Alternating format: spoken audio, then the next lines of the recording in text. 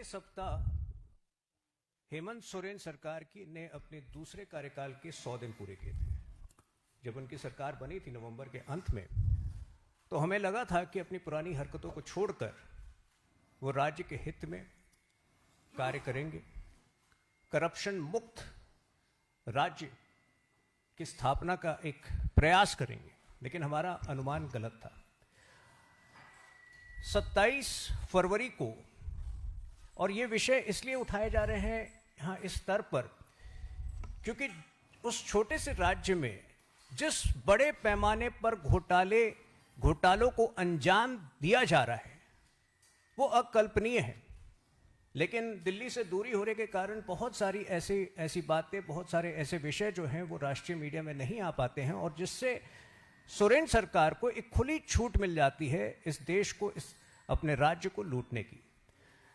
मित्रों, 27 फरवरी को एक कैग की रिपोर्ट प्रस्तुत की गई थी झारखंड की असेंबली में। स्वास्थ्य संबंधी जो परफॉर्मेंस रही है राज्य के तमाम स्वास्थ्य विभागों की, उस विषय पर यह रिपोर्ट थी। और इसमें जो तथ्य सामने आए हैं वो आपको हैरान कर देंगे। 19,125.88 करोड़ का कोई हिसाब नहीं है, जिसमें कि 5,209 उपयोगिता प्रमाण पत्र, 5,209 यूटिलाइजेशन सर्टिफिकेट जो हैं जमा नहीं किए गए हैं, परंतु ये राशि जो है 19,125.88 करोड़, 19,125.88 करोड़ रिलीज कर दी गई है। तो आप समझ सकते हैं कि ये कितना बड़ा स्कैम वहां पे चल रहा था। लेकिन वहीं दूसरी ओर 42,158 यूटिलिटी सर्टिफिकेट्स सबमिटेड हैं, लेकिन 1,14,035 करोड़ अभी तक रिलीज नहीं किए गए हैं। तो एक तरफ फंड्स रिलीज किए जाते हैं, लेकिन यूटिलिटी सर्टिफिकेट्स का कोई हिसाब किताब नहीं होता है। दूसरी तरफ जो यूटिलिटी सर्टिफिकेट्स थोड़े जेन्युइन भी दिखते हैं, उनकी पेमेंट ड्यू है। 8 विभागों के द्वारा पिछले एक साल में 26.22 करोड़ आकस्मिक विपत्र निकासी विड्रॉ किए गए, जिसको emergency funds, short contingency funds कहे जाते हैं। पिछले एक साल में 26 करोड़ जो हैं वो सरकार के अकाउंट से विड्रॉ किए गए, जिसमें कि 13 करोड़ लगभग केवल मार्च 2024 के महीने में हुए थे। तो हर तरफ से जो है सरकारी खजाने को हेमंत सोरेन की सरकार ही लूट रही थी। अच्छा, एक बड़ी विचित्र बात, बजटीय प्रावधान में कितना बड़ा ब्लंडर, कितनी बड़ी गलती हो सकती है, आप उसका अनुमान लगा सकते हैं। 4,536 करोड़ को रेवेन्यू सेक्शन में, राजस्व अनुभाग में दिखाए जाने के बजाय उसको कैपिटल कंपोनेंट में, अर्थात पूंजीगत अनुभाग में दिखाया जाता है और वो स्पेंड कर दी जाती है। तो रेवेन्यू का हिसाब नहीं, लेकिन खर्चे जो हैं बेहिसाब। वहीं दूसरी ओर पूरे कोविड के दौरान और उसके बाद जो कमियां और जो खामियां पूरे राज्य की स्वास्थ्य व्यवस्था में पाई गई, उसका वर्णन अगर करें तो आप समझ सकते हैं कि दिल्ली में जो केजरीवाल का हाल था, उससे बुरा हाल आज झारखंड का है। मार्च 2022 में ऐसा पाया गया कि केवल 61% जो है पोजीशन मेडिकल ऑफिसर के और स्पेशलिस्ट के, विशेषज्ञों के रिक्त थे। जहां नर्सेस का सवाल आता है, लगभग 20 से 25% जो सीट्स, जो पोजीशंस थे नर्सेस के, वो रिक्त थे। एक कैग रिपोर्ट में ऐसा पाया गया कि जो टीचिंग स्टाफ है उसमें 45% स्थान जो है पूरी तरह से रिक्त थे। जो कम्युनिटी हेल्थ सेंटर्स है, जिसमें दवाएं जो हैं उपलब्ध होनी चाहिए, इन दवाओं में 65% से 95% का शॉर्टेज था। तो एक प्रकार से जो हमने कई ऐसे दृश्य देखे हैं दोस्तों, जहां ग्रामीण इलाकों में, ट्राइबल इलाकों में लोगों को, शवों को 50-50, 60-60 किलोमीटर जो है झारखंड में अपने कंधों पर उठाकर ले जाते हैं हमारे ग्रामीण भाई ट्राइबल्स।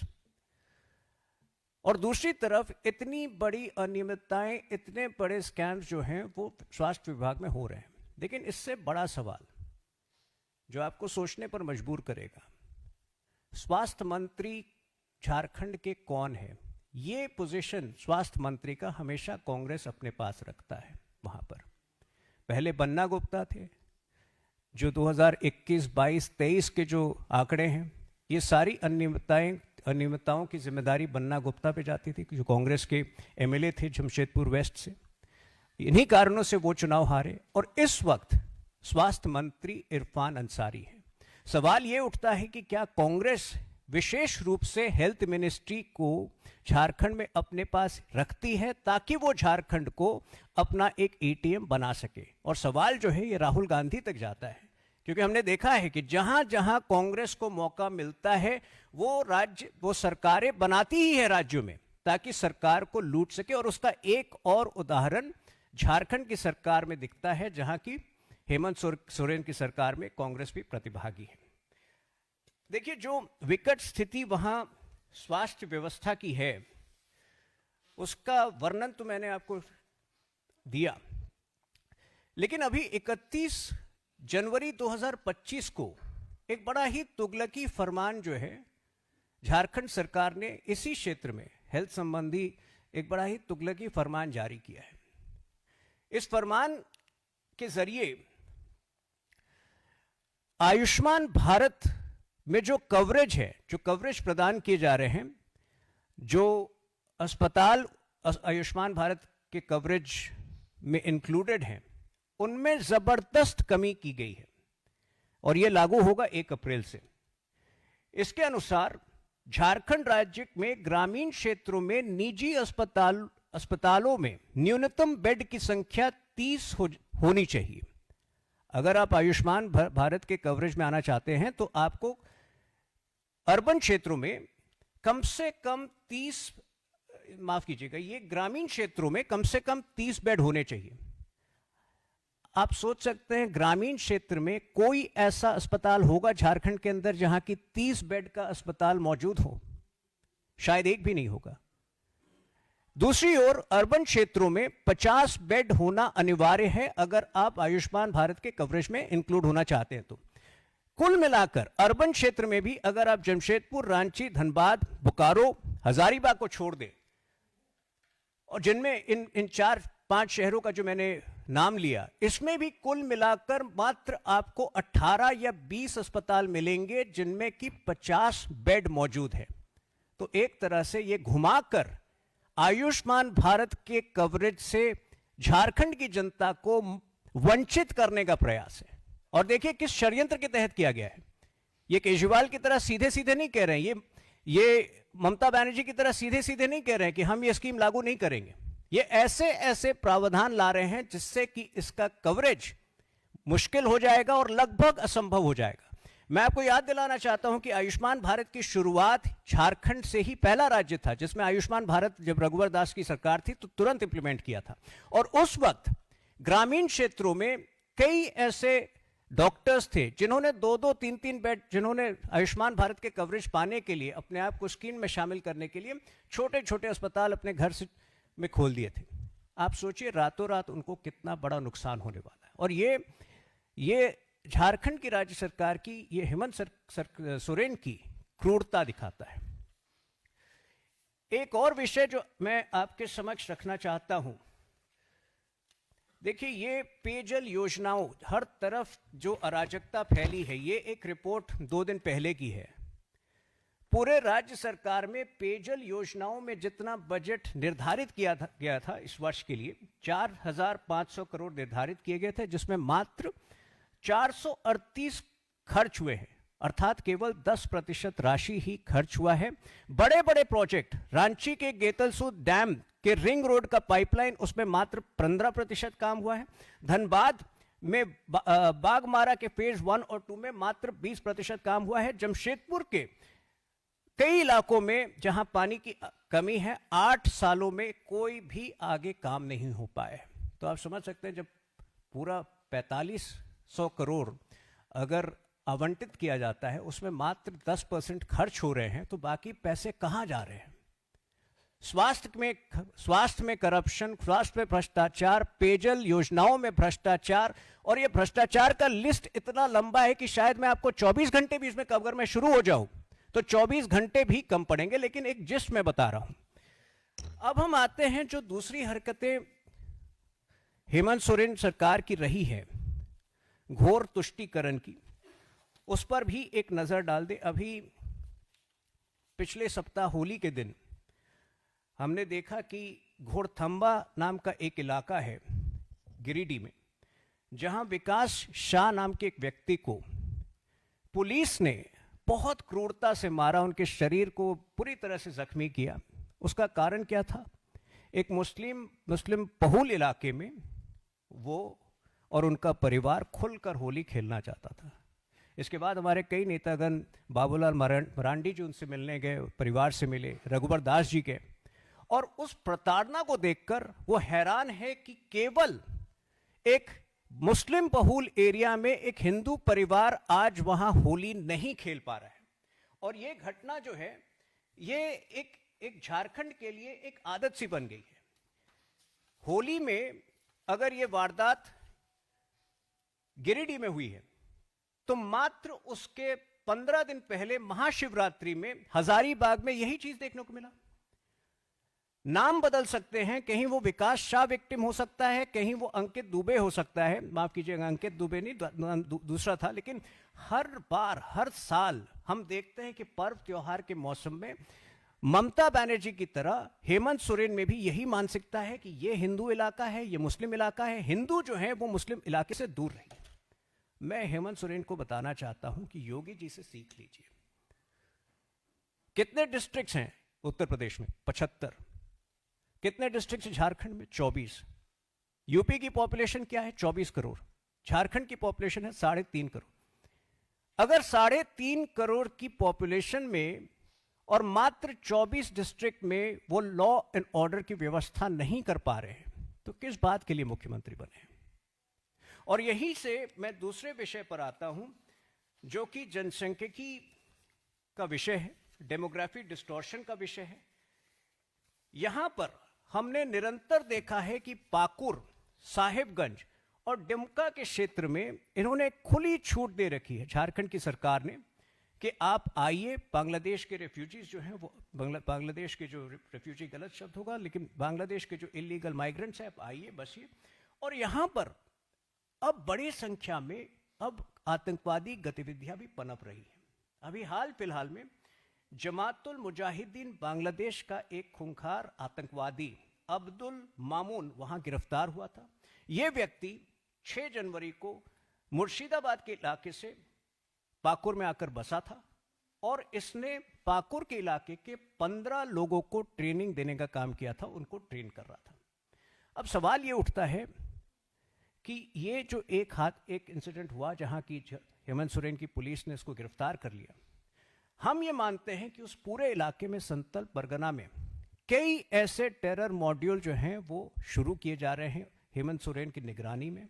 लेकिन राज्य सरकार कई इन मामलों पर को नजरअंदाज करती है। एक मामले पर जरूर जो है वो अपना वाहवाही बटोरने के लिए उन्होंने गिरफ्तार कर लिया, लेकिन कई ऐसी वारदातें पनप रही हैं। आपको पता होगा जनसांख्यिकी युद्ध जो है वहां पर बहुत समय से, एक लंबे समय से चल रहा है। वहां पर कई रूलिंग्स आए हैं हाई कोर्ट की। लास्ट रूलिंग जो है 30 अक्टूबर की है, जिसमें कि high court, Ranchi high court ने स्पष्ट रूप से कहा है कि एक पैनल का निर्माण हो जिसमें सेंट्रल गवर्नमेंट और स्टेट गवर्नमेंट दोनों के रिप्रेजेंटेटिव्स हों, और जो ये जनसांख्यिकी जो डिस्टॉर्शन हो रहा है, ये डेमोग्राफिक डिस्टॉर्शन हो रहा है, उसके सही कारणों का आकलन करें। राज्य सरकार की नॉन कोऑपरेशन के कारण यह पैनल अब तक गठित नहीं हो पाया है। अब तक उस इलाके में कोई ठोस कदम नहीं लिए गए हैं। अक्टूबर के पहले जुलाई में भी झारखंड हाईकोर्ट का एक रूलिंग था कि 5 इलाकों का उन्होंने विशेष तौर पर वर्णन किया था, जिसमें मूल तौर पे संथल परगनास के एरिया शामिल थे। देवघर, डुमका, पाकुर, साहेबगंज जो सिद्धो कानों का इलाका था, आज ये लोग उसको औरंगजेब का इलाका बनाना चाहते हैं। देखिए, बिरसा मुंडा, ये एक बड़ा प्रश्न जो है यहां खड़ा होता है कि क्या बिरसा मुंडा की भूमि को हेमंत सोरेन औरंगजेब की भूमि बनाना चाहते हैं? इसके खिलाफ हमने पुरजोर तरीके से असेंबली इलेक्शन में भी लड़ा था। दुर्भाग्यवश शायद हम इस बात को जो है बेहतर तरीके से कम्युनिकेट नहीं कर पाए थे, लेकिन हेमंत सोरेन को बहुमत मिल गई थी। लेकिन ये लड़ाई हमारी जारी रहेगी, क्योंकि झारखंड को इस वक्त बचाना बहुत महत्वपूर्ण है। तो दोस्तों, दो बड़े प्रश्न जो हैं इस प्रेस कॉन्फ्रेंस से यही उठते हैं कि क्या कांग्रेस पार्टी झारखंड को अपना एटीएम बना चुकी है?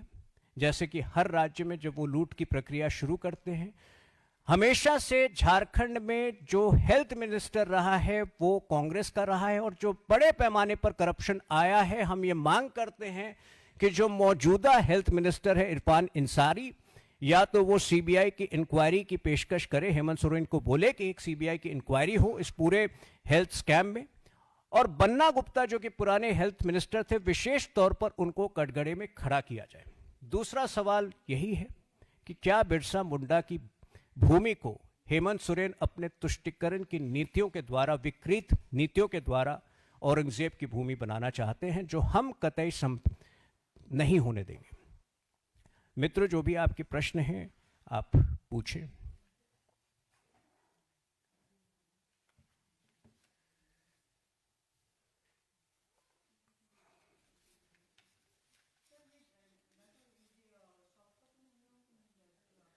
ये 2 घंटे बाद आपको रिलीज हो जाएगा। ये पार्टी के जरिए ही आपको ऑफिशियली 2 घंटे के बाद ये सारा आपको मिल जाएगा। जी,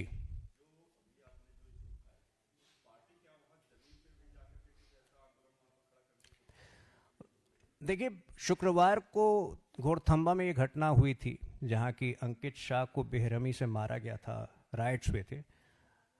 रविवार के शाम को रघुवर दास जी वहाँ मौजूद थे उस इलाके में। ऐसी तस्वीरें आपको, ऐसी वीडियोस आपने देखी होंगी जहाँ की स्वयं वो एरिया के सुपरिटेंडेंट ऑफ पुलिस से बात कर रहे हैं, सवाल पूछ रहे हैं कि इस तरह की हरकतें, ये पक्षपात क्यों हो रहा है। और अगले दिन सुबह बाबूलाल मरांडी जी भी वहाँ मौजूद थे। तो निरंतर ये बातें उठाई जा रही। लेकिन जैसा कि मैंने आपको शुरू में कहा, जैसा धनंजय जी ने भी कहा कि ये प्रेस कॉन्फ्रेंस इसलिए भी अनिवार्य हो गया था क्योंकि एक दूरी के कारण शायद बहुत सारी चीज़ें, बहुत सारी गड़बड़ियाँ जो हो रही है और जो बड़े स्तर पर हो रही हैं, अगर दिल्ली में वो होती तो आज जो है दिल्ली की सरकार यही कारणों से गई थी। लेकिन हेमंत सोरेन की सरकार निकलती जाती है। उसको मेरे ख्याल से राष्ट्रीय सुर्खियों में जब तक ये खबरें नहीं आएंगी या अनियमितताएं नहीं आएंगी, तब तक उनको एक खुली छूट मिल जाती है।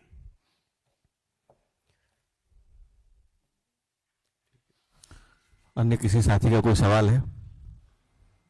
सभी को धन्यवाद।